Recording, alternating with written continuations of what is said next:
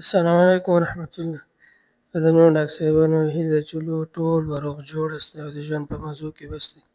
ډاکټر بشیر احمد ظهیر یم. غواړم په دې ویډیو کې تاسو ته د دریو شارټ ویډیوګانو په اړه بحث وکړم چې د وډپیکر کمپنۍ د موټور د سیسټمونو په اړه بحث وکړم چې دې کوم کوم سیسټمونه دي. دوهم د یو رقم اوتوکلف دی، نوی ماډل چې نوی ماډل دی، البته مارکېټ ته راغلی، د هغې په اړه باندې، او دوهم د انټرا اورال سکینر ماشین په اړه غواړم تاسو سره بحث وکړم چې دا څه رقم ماشین دی او کوم ډول کار سرته رسوي.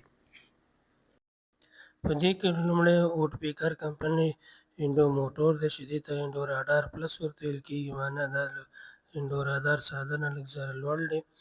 او دویم ماشین چې دی هغه د یو اوتوکلف دی چې دغه شکل یې تاسو یې ګورئ، ډېر ښایسته ډیزاین باندې جوړ شوی دی. په تقریبا 200 درجې د سانتي ګرید باندې دا دغه کوي، تعقیم سرته رسوي، ستاسو سامان حالات پاکوي، د غاښونو بخش.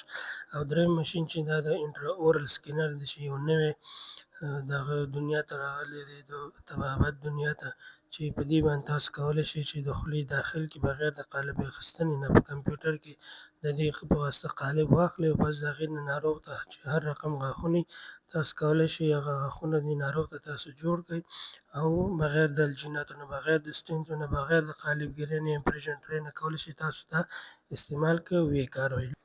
راځو انډو موټور ته. په دې کې لومړی کوم سیسټم چې دی هغه د پروټاپر سیسټم دی. دوهم پکې چې کوم سیسټم دی ویب 1 ګولډ دی، دویم ویب 1 3 دی، څلور انډو پلس دی، پنځم دبلیو 2 دی، شپږم دبلیو 2 1 دی، دبلیو 2 پرو دی، دبلیو 2 پلس دی، وي 3 سنګل، وي 3 1 دی، وي 3 پرو، ریسپروکیټنګ دی، پروګرام دی.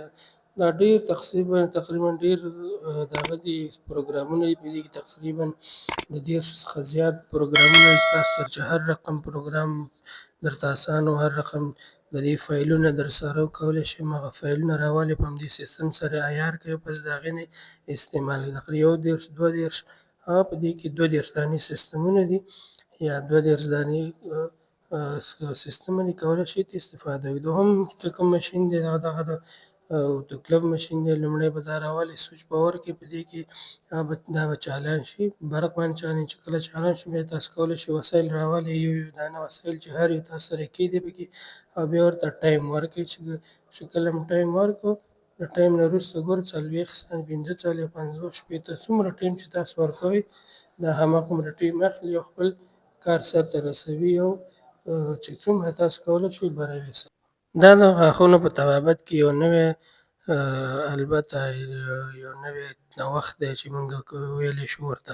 په دې باندې تاسو کولی شئ سامانونه ښه صحیح پاک صفا تعقیم کړئ او تعقیم سرته ورسوئ. 15 منټه وخت ورکړئ، 15 منټه نه بعد به دا موږ ته دا سایل پاک صفا وي. موږ کولی شو چې دا راوالو استفاده. کله چې ماشین ګل شو، ګل هم که بس دا سر خلاص کړئ، دروازه به خلاصه کړئ او هغې دا ماشینونه به ټول تعقیم شوي. د دغې دواړو دغه په واسطه د حلقو په واسطه یا د په عامه اصطلاح بغړو په واسطه به دا دغسې ونیسئ، تش مکمل به د دغه نه راوباسئ، د اوتوکلف نه سامانونه به ستاسو پاک صفا تعقیم شوي وي او بیا کولی شئ چې په اسانۍ سره د دې نه استفاده وکړئ. دوهم ماشین دریم ماشین البته انټرا اورال سکینر دی چې دا هم د غاښونو په طبابت کې یو بېساري نوښت رامنځته شوی دی چې تاسو کولی شئ بغیر د الجیناتو نه، بغیر د قالب نه تاسو دغه وکړئ، ناروغ قالب والئ، البته د دې سکینر په واسطه په کمپیوټر کې او پس د هغې نه دا استعمال کړئ. د لګولو یا د انسټال طریقه ده چې لین به دې کې ورکړئ، ورپسې ټیټ به یې کړئ، دا به کلک شي. پس د هغې نه به ناروغ خولې ته ونیسئ، چالان به یې کړئ، نو ستاسو د ناروغ قالب ګورئ په دې شکل سره د کمپیوټر په واسطه باندې اخلي او دا ثبت کوي.